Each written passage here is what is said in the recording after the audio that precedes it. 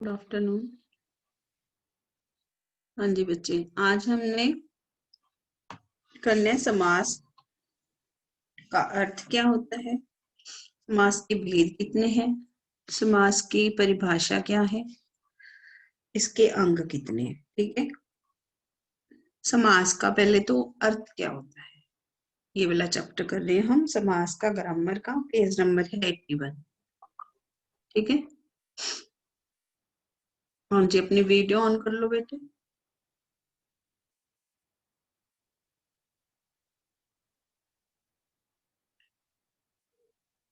इसका page number खोल लो 81। समास का क्या अर्थ है? समास का शाब्दिक अर्थ है छोटा करना, मतलब कि संक्षिप्त करना। जैसे दो शब्द दिए हुए हैं, अगर समास के दो या दो से अधिक शब्द, उनको छोटा करना उसे कहते हैं समास। ठीक है, समास का शाब्दिक अर्थ है छोटा करना या पास रखना। ठीक, तो उसको हम लिखेंगे। समास का अर्थ है छोटा करना और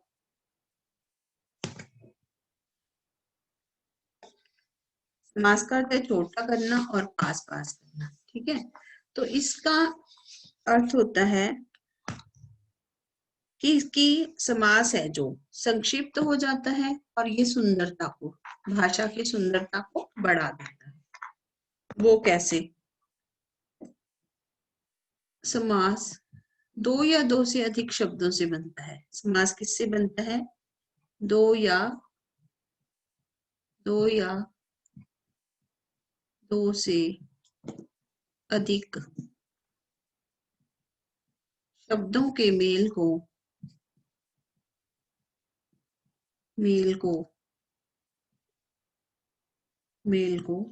समास कहते हैं। दो या दो से अधिक शब्दों के मेल को समास कहते हैं। ठीक है, इसके दो भेद हैं। इसके 6 भेद होते हैं। 6 भेद होते हैं। ठीक है, और पहला इसका कौन सा होता है समास का भेद? अवयवी भाव समास, अवयवी भाव। और दूसरा होता है इसका तत्पुरुष समास। तीसरा इसका भेद होता है कर्मधारय। तीसरा भेद है इसका कर्मधारय समास। हाँ जी, ये देखिए, मैं आपको दिखाती हूँ। पहला इसका समास है, पहला देखिए समास इसका। देखिए, समास किसे कहते हैं? दो या दो से अधिक शब्दों के मेल को हम क्या बोलेंगे? समास। ठीक है, दो या दो से अधिक शब्दों के मेल को हम क्या बोलते हैं? दो या दो से अधिक शब्दों के मेल को समास कहते हैं। ओके, फिर है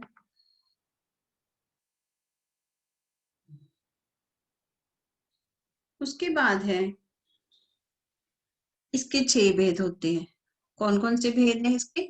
6 भेद है। ये देखिए, पहला कौन सा है इसका?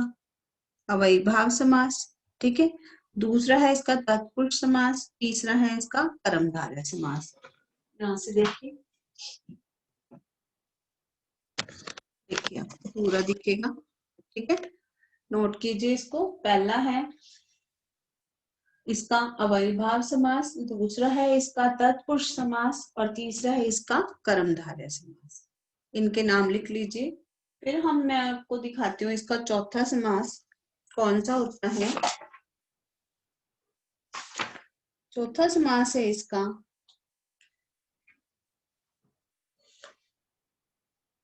द्विगु समास, फिर द्वंद्व समास और बहुव्रीहि समास। अब है एक नेक्स्ट है इसका, वो मैं आपको लिख के बताती हूँ ये कौन कौन सा समास है। अगला है इसका द्विगु समास, चौथा द्विगु द्विगु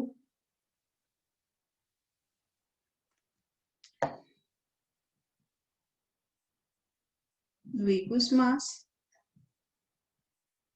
पांचवा है इसका द्वंद्व समास।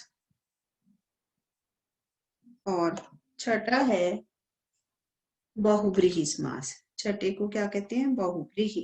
बहुब्रीहि।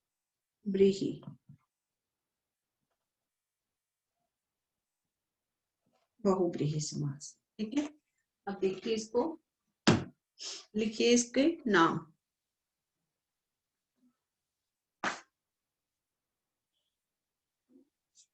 हाँ जी, पहला लिखना है आपने,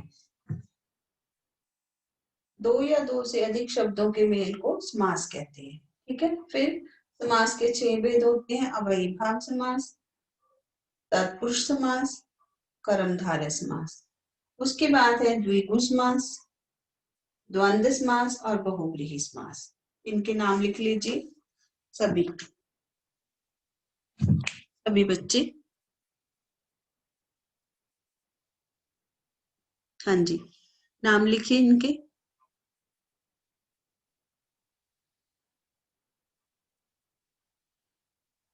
हाँ जी, बोर्ड प्रॉपर दिख रहा है आपको?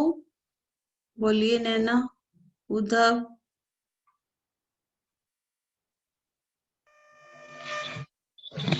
यस मैम, दिख रहा है सबको? काजल, नैना, उद्धव, यस मैम। मोहित, लिखिए इनको, इनके भेदों के नाम लिखिए और इसकी परिभाषा, फिर मैं आपको समझाती हूँ आगे।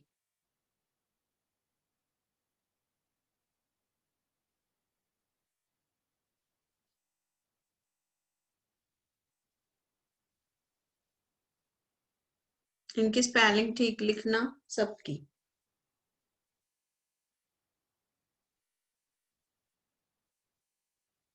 हाँ जी, लिख लिए बेटे? काजल, लिख लिया? No ma'am. लिख लीजिए पहले।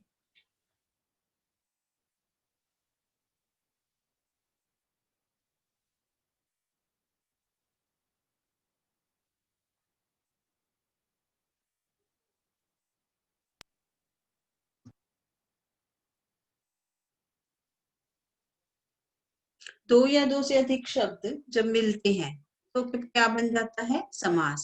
ठीक है, और समास के कितने भेद होते हैं? 6। पहला होता है अव्ययीभाव समास, तत्पुरुष समास, कर्मधारय समास, द्विगु समास, द्वंद्व समास और बहुब्रीहि समास। ठीक है, समास के 6 भेद हैं। हाँ जी, डन करें आगे? बोले बच्चे?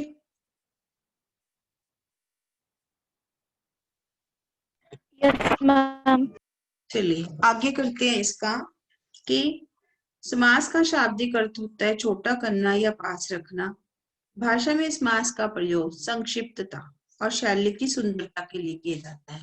मतलब कि समास का प्रयोग किस लिए किया जाता है? उसको संक्षेप करने के लिए, छोटा करने के लिए। और जब जब उसको संक्षेप किया जाता है तो उसका अर्थ जो है वो क्या बन जाता है? छोटा हो जाता है। जैसे कि समास दो या दो से अधिक शब्दों के मेल से बनाए जाते हैं, जिन्हें समस्त पद कहते हैं। जब समस्त पद को पृथक पृथक अलग अलग किया जाता है तो उसे समास विग्रह कहते हैं। समास करने पर दो पदों के बीच में आने वाली विभक्तियों का लोप हो जाता है और दोनों पद एक दूसरे के निकट आ जाते हैं। समास रचना में पहले पद को पूर्व पद और जो दूसरा पद होता है उसको उत्तर पद कहते हैं। समास होने की दिशा में जहां संधि संभव हो वहां नियमानुसार संधि भी हो जाती है। उदाहरण विद्यालय। अब हम देखते हैं एक उदाहरण। अगर हम लिखते हैं विद्यालय तो इसमें विद्या क्या है? पूर्व पद, और अल्य क्या है? उत्तर पद। तो इन दोनों का जब हम विग्रह करेंगे तो क्या बन जाएगा? ये विद्या के लिए अल्य। विग्रह क्या बनेगा इसका? विद्यालय का विद्या के लिए अल्य। तो विद्या के लिए अल्य क्या होता है? अल्य होता है घर। ठीक है, विद्या के लिए अल्य, विद्या के लिए अल्य क्या बन गया? विद्यालय। तो समास के भेद अब हम करते हैं। जब हम समास को छोटा करते हैं तो बन जाता है वो समस्त पद। जब हम उसको अलग अलग करते हैं तो वो बन जाता है समास विग्रह। और हमने समास का भेद भी बताना होता है। अब हम बढ़ते हैं भेद। समास के भेद। समास के प्रमुख रूप से 6 भेद होते हैं। पहला मैंने आपको बताया अवयवी भाव समास, दूसरा बताया तत्पुरुष समास, तीसरा बताया कर्मधारय, चौथा द्विगु समास, पांचवा द्वंद्व और छठा क्या है बहुव्रीहि। ठीक है, नैना पढ़िए इसको, समास की परिभाषा और इसके भेद पढ़िए एक बार। नैना। समास दो या दो से अधिक शब्दों के मेल को समास कहते हैं। उसके 6 भेद होते हैं। पहला अव्ययीभाव समास, दूसरा तत्पुरुष समास, तीसरा कर्मधारय समास, चौथा द्विगु समास, पांचवा दवदव समास और छठा दबदब नहीं बेटे, बहुव्रीहि समास। पांचवा जो होता है उसको द्वंद्व बोलते हैं। क्या बोलते हैं? द्वंद्व। बोलिए क्या बोलते हैं? द्वंद्व। द्वंद्व। हाँ, द्वंद्व। चलिए मोहित ठीक पढ़िए है मैम। आप इसको, समास की परिभाषा को। मोहित।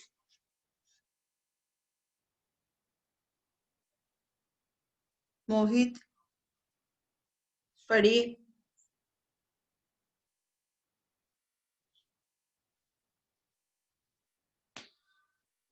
मोहित। मोहित आप नहीं पढ़ सकते? नजर आ रहा है आपको? मोहित। मोहित बोलो बेटे, आपको नजर आ रहा है? मोहित। चलिए दे आप पढ़िए इसको। Yes ma'am. पढ़िए इसको। दो या दो से अधिक शब्दों के मेल को समास का कहते हैं। इसके 6 भेद होते हैं। अव्ययी भाव, तत्पुरुष समास, कर्मधारय समास, द्विगु समास, द्वंद्व समास, बहुव्रीहि समास। हाँ जी। अब हम पढ़ते हैं पहला अवयवी भाव समास। अवयवी भाव समास क्या होता है? समास के प्रमुख रूप से 6 भेद होते हैं। ठीक है, पहला क्या होता है? अवयवी भाव समास। अवयवी भाव समास होता है जिस समास में पहला पद प्रधान हो और समस्त पद अवयव का काम करे, उसे अवयवी भाव समास कहते हैं। जैसे हम इसको देखते हैं, अब हम इसको देखते हैं कि कैसे करना है, इसको कैसे समझ आएगी हमें। पहला हमने लिखा यहाँ पर, हमने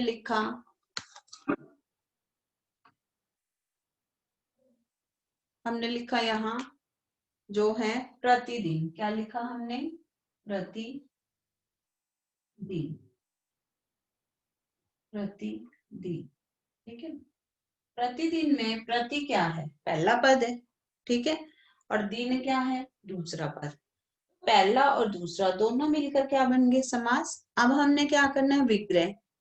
प्रतिदिन का मतलब जो है क्या होगा? हर रोज। ठीक है, इसका पहला पद क्या है? अव्यय। अव्ययी भाव समास का क्या होता है? पहला पद अव्यय है। अव्यय क्या होता है पहले आपको ये पता होना चाहिए। किसी को पता है अव्यय? मैंने पहले भी बताया बहुत बार, अव्यय किसे कहते हैं? बताइए, किसी को पता है अव्यय क्या होता है? उद्धव, काजल, उद्धव आपको पता है अव्यय क्या होता है? मैम घर। नो, अव्यय का मतलब क्या होता है? काजल। प्रतीक। नैना, किसी को नहीं पता अव्यय क्या होता है? अव्यय, अव्यय क्या होता है? अव्यय वो होता है, जैसे हमने लिखा यहाँ लड़का। लड़का का लिंग बदलो क्या होता है? उद्धव, लड़का का लिंग बदलो क्या होता है? उद्धव, लिंग बदलो आते हैं ना। लड़का क्या होता है? लड़का का लिंग बदलो क्या बनेगा? उद्धव। मैम लड़की। लड़की, बिल्कुल ठीक है। इसका वचन बदलो क्या बनेगा?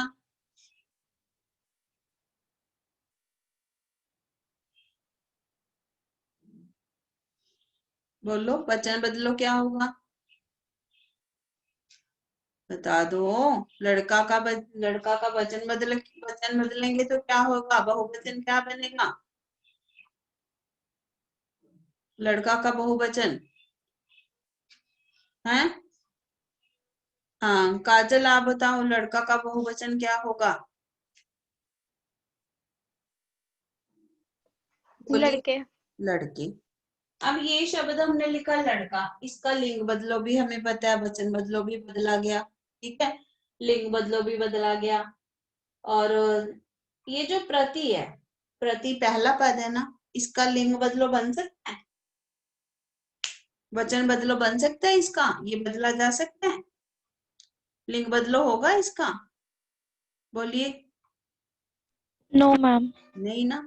तो जिस शब्द का लिंग वचन कारक नहीं बदला जाता वो शब्द कौन सा होता है, अव्यय शब्द। कौन सा होता है वो, अव्यय शब्द। ऐसा और कोई शब्द है जो आपको पता हो, जैसे मैंने लिखा प्रति, अब मैंने लिखा इसकी जगह मैंने लिखा, अब मैंने लिखा यथा, यथा, यथा। अब ये शब्द कैसा है, कैसा शब्द है ये, बोलिए, कैसा शब्द है ये, अव्यय शब्द। कैसा है ये, अव्यय शब्द है, क्योंकि इसका भी लिंग वचन बदला नहीं जा सकता। समझ आ रही है, बोलो। नैना, उद्धव, बोलिए। Yes ma'am. तो जिस शब्द का लिंग वचन नहीं बदला जा सकता वो शब्द क्या होता है, अव्यय शब्द। क्या होता है वो, अव्यय शब्द। जैसे कि हमने लिखा प्रतिदिन, तो इसका क्या बनेगा, प्रतिदिन का मतलब क्या है, हर दिन, ठीक है, इसका विग्रह क्या बनेगा, हर दिन। और इसका समास कौन सा बन गया, ये अव्ययी भाव। कौन सा समास होगा ये, अव्ययी भाव। अब समझ आई आपको। अब मैंने अगर आपको बोला हर घड़ी, हर घड़ी, इसका ये कौन सा समास होगा, इसका पहला पूरा पद देखो क्या है, पूरा पद कौन सा है इसका, अव्यय शब्द है। बोलो बच्चे, पूरा पद क्या है, अव्यय शब्द है। नैना, हर का लिंग वचन बदला जा सकता है पहले पद का, नो मैम। नहीं बदला जा सकता। काजल, बदला जा सकता है। हर, अगर हमने लिखा हर घड़ी, अगर हमने यहाँ लिख लिया हर घड़ी, तो हम इसका लिंग वचन बदल सकते हैं, बोलिए। हर का पहला पद है जो, वो देखना है हमने, इसका ये शब्द बदला जा सकता है, बोलो। बोलो बेटे, ये बदला जा सकता है, हर, नहीं बदला जा सकता ना। तो जिनका लिंग वचन नहीं बदला जा सकता वो शब्द कौन से होते हैं, अव्ययी भाव शब्द। तो अव्ययी भाव शब्द जब होते हैं तो उसका हमने विग्रह कर दिया, विग्रह का क्या बना इसका, हर घड़ी का, घड़ी घड़ी।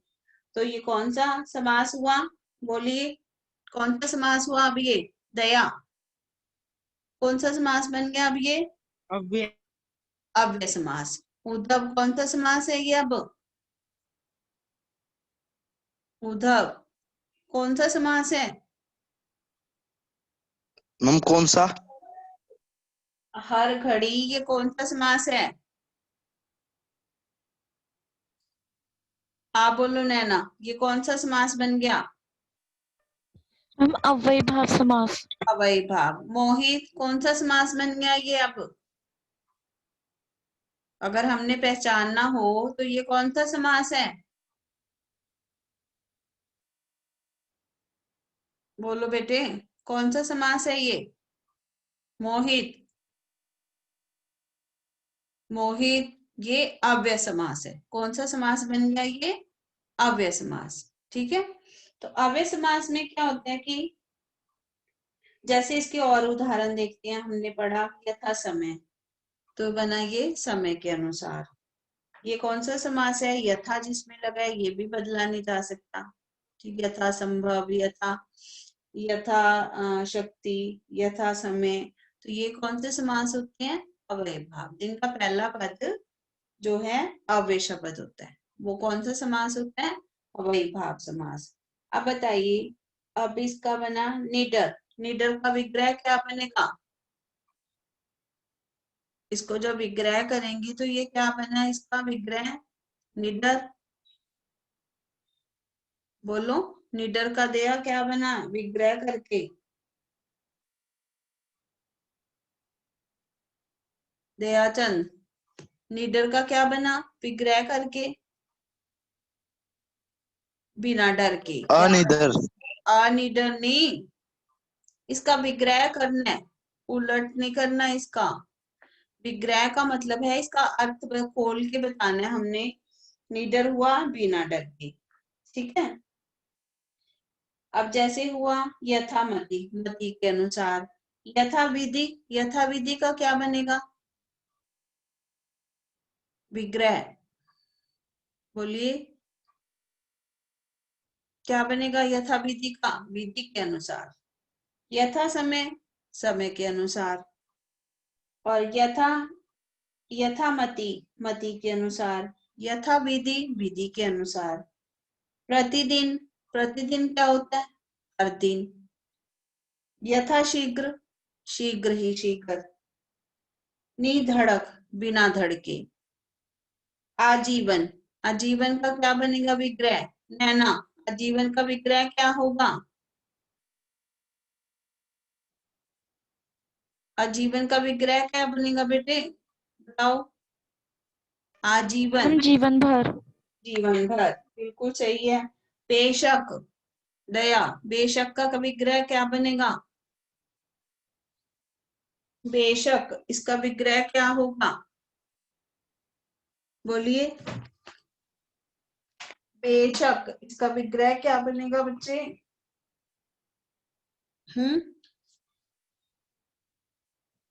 बोलो, बेशक, बेशक का विग्रह क्या बनेगा? बिना शक के, क्या बनेगा? बिना शक।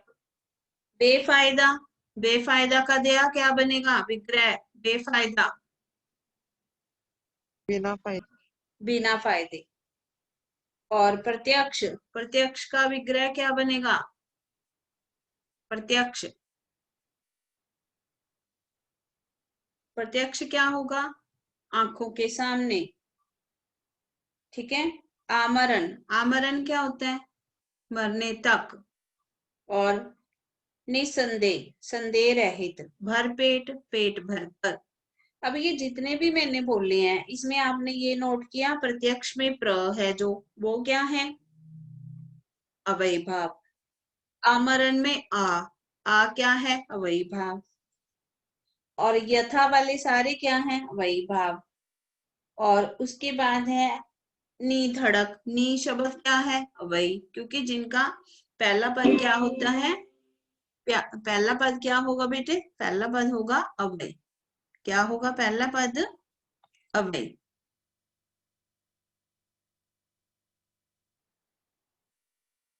ठीक है। अब है फिर हाथों हाथ। हाथों हाथ क्या होता है? हाथ ही हाथ। और इसका वो क्या बनेगा? रातों रात। इसका क्या बनेगा विग्रह रातों रात का? बताइए, अपनी वीडियो ऑन कीजिए एक बार सभी बच्चे। रातों रात, इसका विग्रह क्या बनेगा? 9th क्लास अपनी वीडियो ऑन। रात ही रात में। रात ही रात में, रातों रात का क्या बनेगा? रात ही रात में। अपनी वीडियो ऑन करो, ये मोहित, नैना, उद्धव, दया, काजल, वीडियो ऑन कीजिए अपनी।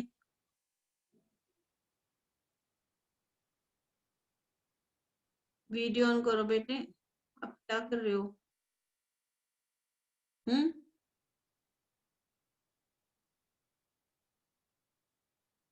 मोहित अपनी वीडियो ऑन कीजिए, आपने एक भी आंसर नहीं किया।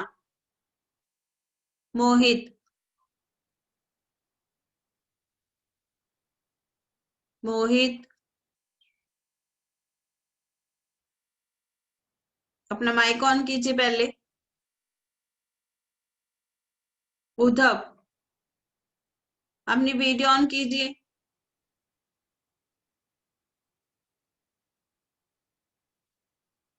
मोहित, आप सुन रहे हो ना?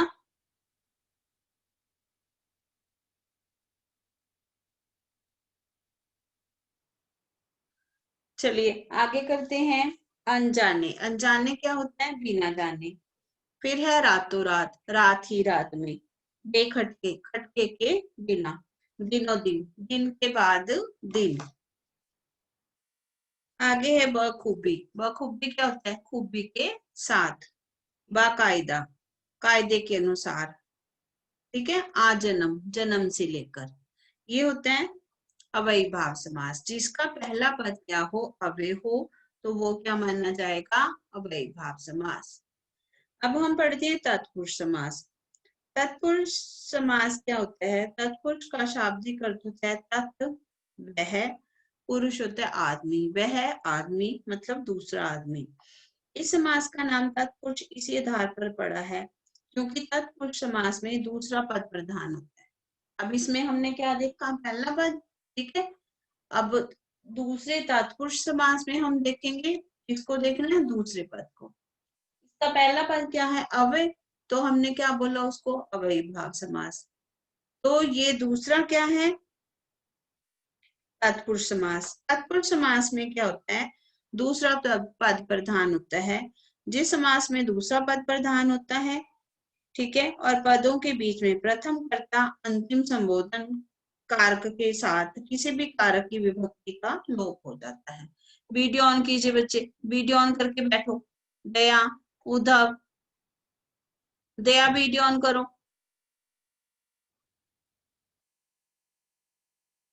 हाँ जी, दया सुन रहे हैं आपको? उद्धव आप भी।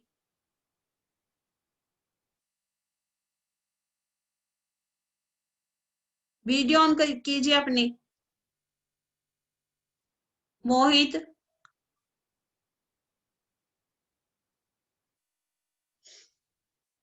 तत्पुरुष होता है दूसरा आदमी। अब इसमें हम क्या देखेंगे? दूसरा पद देखेंगे कि वो देख करके हमने बताना है कि ये कौन सा समास होगा। जब हम पढ़ते हैं कारक, कारक में हमें पता होता है, इसमें होता है कारक का टेबल, कर्ता ने, कर्म को, करण से, संप्रदान के लिए। ये टेबल हमने किया है। तो इस टेबल को देख करके हमने पहचान करनी है कि वो कौन सा समास है। अब इस टेबल को हम लिख लेते हैं। मैं आपको दिखाती हूँ ये टेबल कैसे याद करना है इसको। ठीक है। अब हम इसमें लिखेंगे, पहला होता है कर्ता ने। आप भी लिख लो साथ में। पहला है कर्ता ने,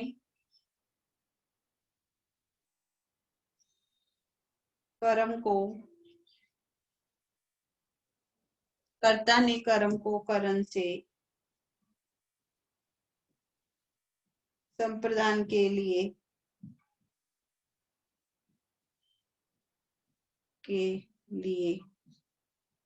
संबंध का के की,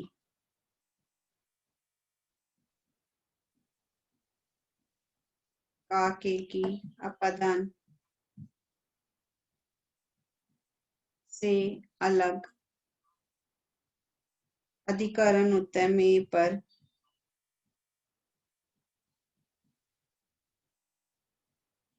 में पर। फिर होता है संबोधन हे अरे, संबोधन हे अरे। इसको याद कर लेना, कारक का टेबल है जो।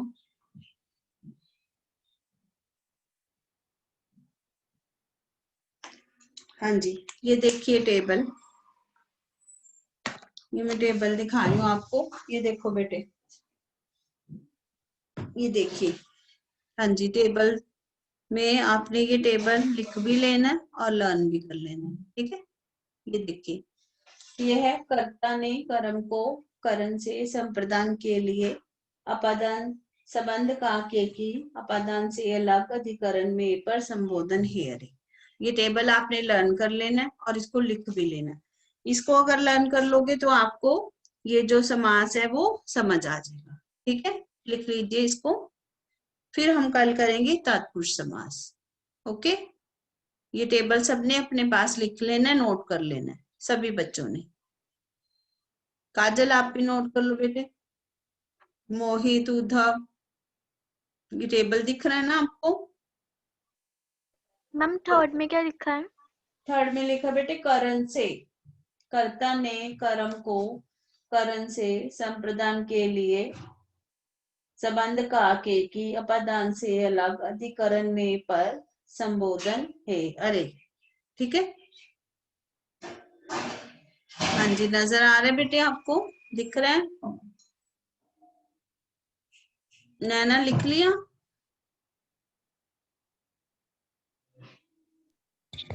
लिख रही हूँ मैम। ओके जी,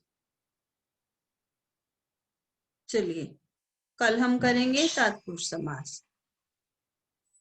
बाय बेटे। काजल आपने लिख लिया? मोहित इसको नोट कर लीजिए, इस टेबल को, इसी से हम तत्पुरुष समास करेंगे आगे। ओके, चलिए बाय।